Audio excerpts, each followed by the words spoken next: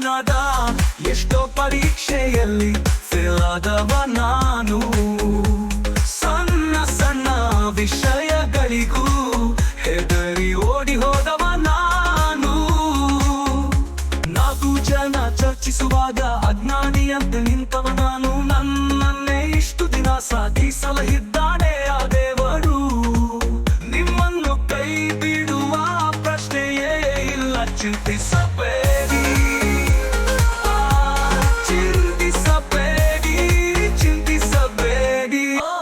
ಯಾವುದೇ ಕೆಲಸವನ್ನು ಜವಾಬ್ದಾರಿಯಿಂದ ಮಾಡಿದವನಲ್ಲ ನಾನು.